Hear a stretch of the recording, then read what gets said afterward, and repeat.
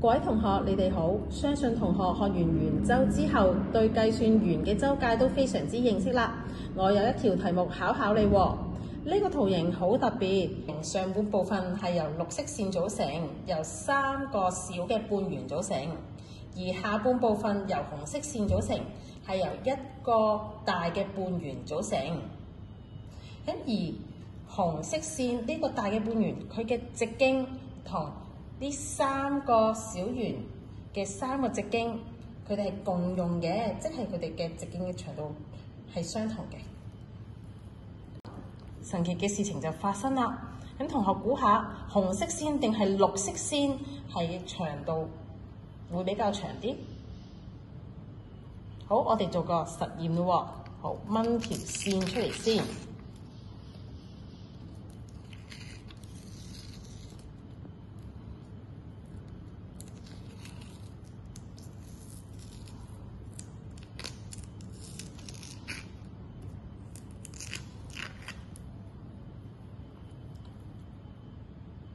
我哋對齊之後，再比較下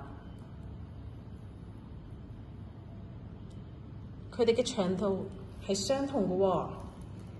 紅色線同埋紅色線長度相等呢個結論之後，其實我哋可以好快速咁樣去計算呢一個圖形嘅周界。